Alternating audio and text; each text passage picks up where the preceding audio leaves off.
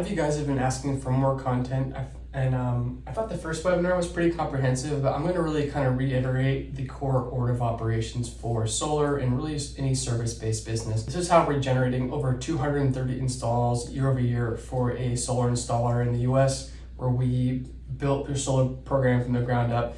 And now they have daily leads coming in from organic search, from Facebook ads, from paid search. And that's really helped them generate minimum 10 closes a month, right? Sometimes up to like 20 for really good months.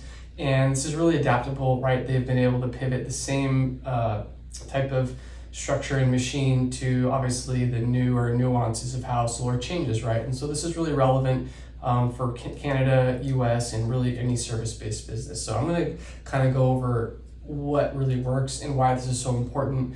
We've been building solar lead generation systems since 2018, using both our own dollars for our own assets and for clients, right? Building their own in-house systems. So the first one is getting our lead nurture and booking automation.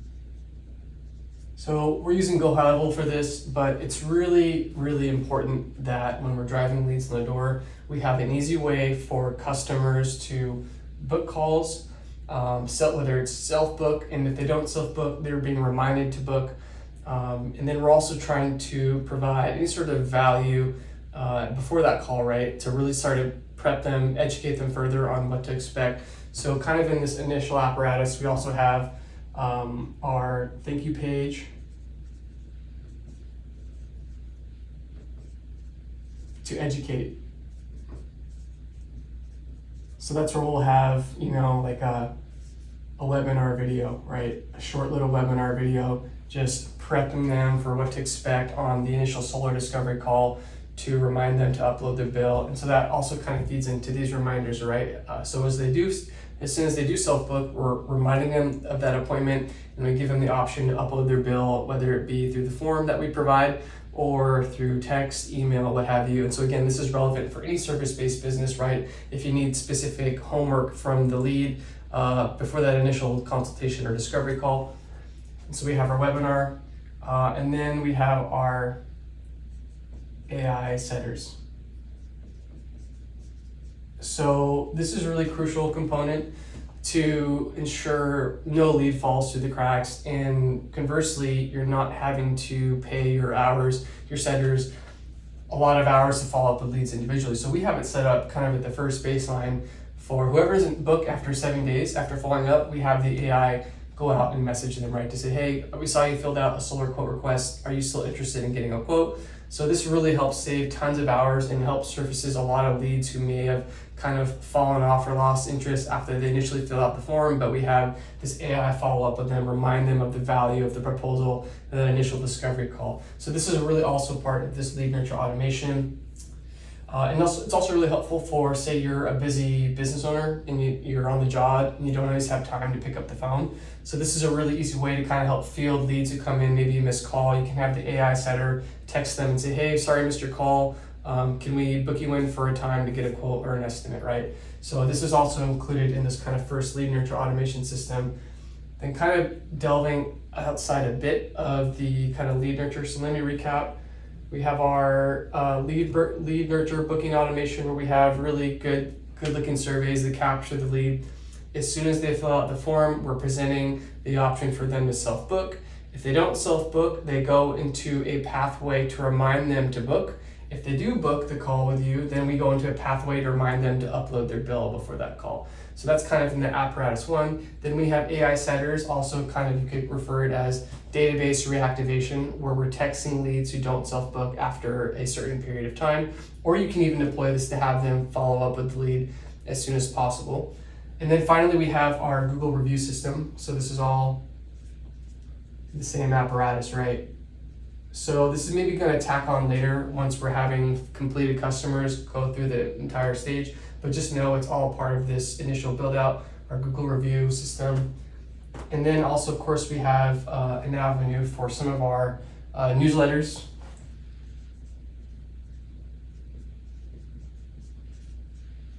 right? So we're leveraging essentially case studies, which we'll get to kind of in section 2 here, but we're able to leverage more of our case studies and our proof of concept type of marketing to remarket leads after, if they haven't booked, if they haven't closed right, to just kind of continually to provide value and showcase evidence of how we're able to solve the problem with our company. So this is another really all-in-one system. We're able to do all of this. And let me see if I'm missing anything for now. It also acts as a CRM, right? So we also have this as a CRM to track leads, to just see who's in what stage and what funnel. So let's go to, so we really need to make sure we have this set up before we prep any sort of lead generation. So stage 2 is going to be our proof content.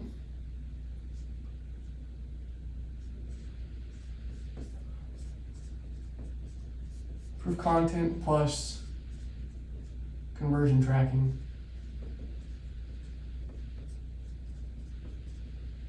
So we're still not going to run ads yet. So we need to develop case studies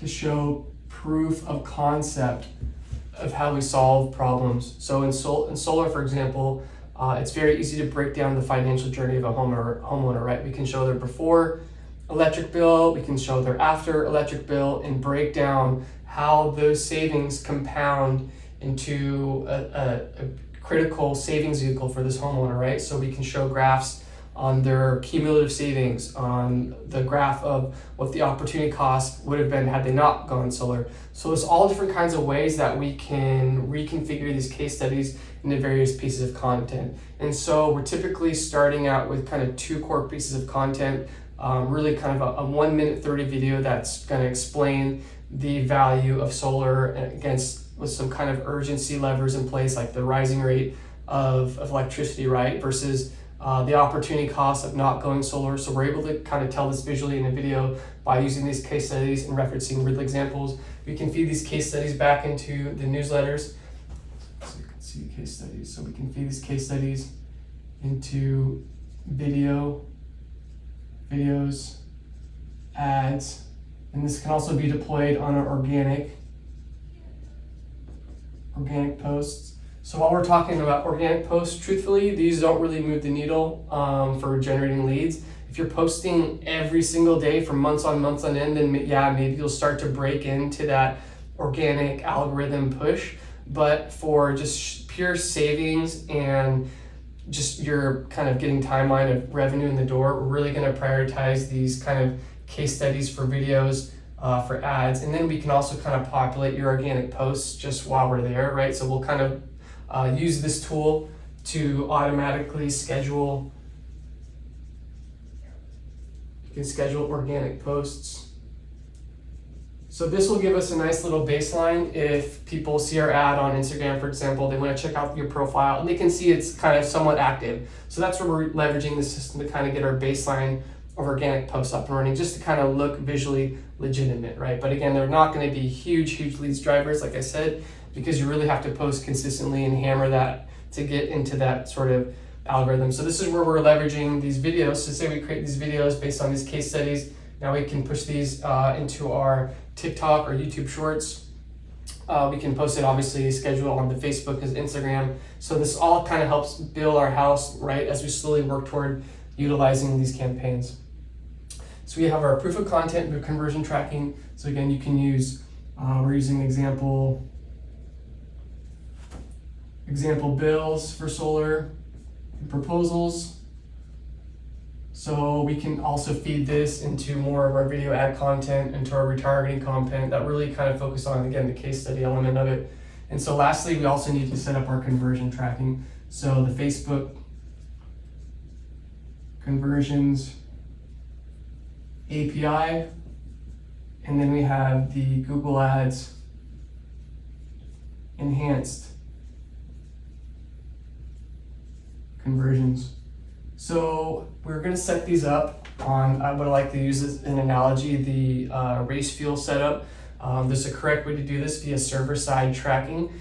We have a really good contractor who does this for us. So this is kind of setting up the best practice way for conversion tracking. So the conversion tracking is going to communicate back to our ad platforms what a quality lead and customer looks like. So there's cookie blocking, all kinds of different parameters that people can essentially make it harder for us to track them.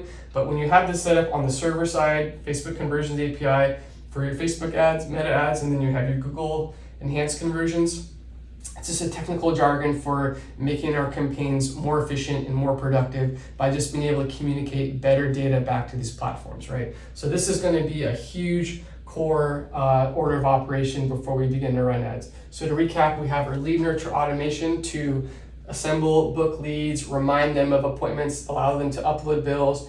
We have our newsletter apparatus ready to go to remarket them. We have a CRM to track all the leads and see where they are through the various stages of pipelines. And now we can schedule our organic posts all through this one platform. So we have this set up ready to go. Now we're going to work on the content, right? We're essentially taking case studies and developing these into various different assets, whether it be through videos, into image ads, organic posts, what have you, newsletters. And then we're taking example bills, proposals, kind of creating more proof of concept content. And then we set up our conversion tracking on the server side for ads. So now we're ready to start to build out these campaigns, right?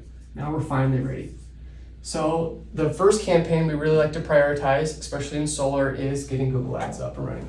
So we're really firing off two campaigns. We're doing a traditional search, and we're also doing a PMAX.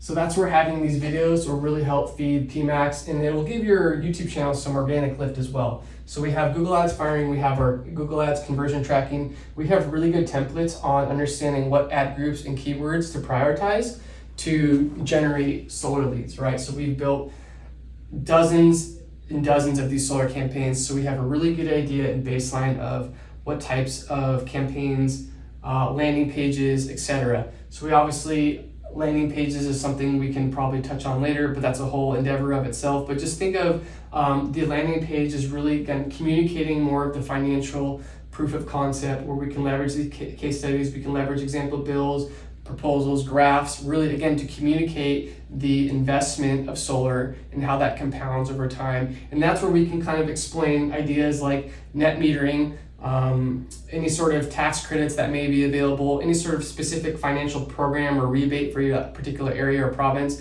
And having that verbiage on this landing page is going to help us have higher keyword relevancy, have higher ad rank, right? When we're bidding on similar keywords, right, in Google Ads. So next, when we have our Google Ads campaign running, we're going to have our meta campaign. And so that's where, again, we can start with these videos, we can show these example bills and proposals as image ads, right? So this is really going to help feed meta. And so there will be a kind of a ramp up period where we're building this data of what a quality lead looks like to kind of feed these two platforms. So once we start to communicate and essentially spend more money, that's what's going to make these platforms become more and more efficient over time. So we have our meta campaigns. Typically we're doing are just a traditional local area, your service area.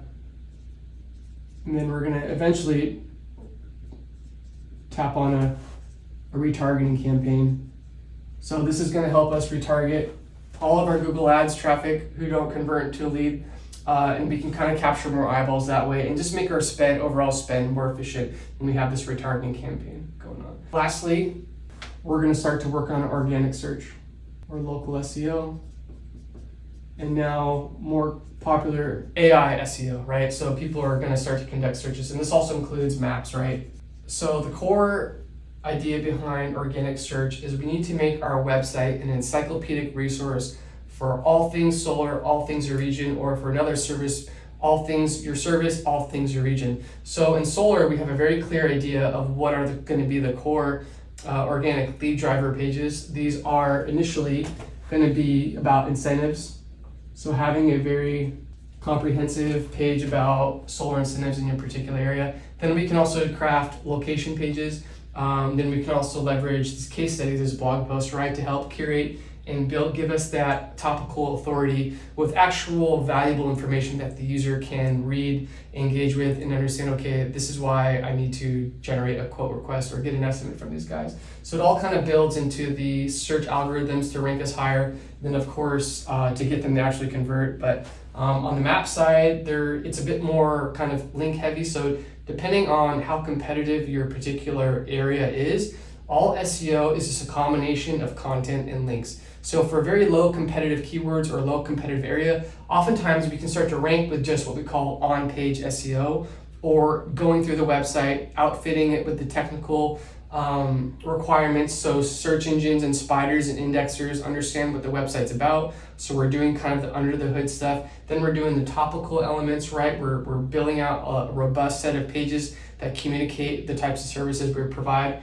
We're also communicating it back our brand information. And so we're kind of syncing this also with your map listing, coupled with reviews, right? So when we start to populate our Google reviews from past customers to our map listing, that's going to help us rank as well. But reviews alone won't help you rank.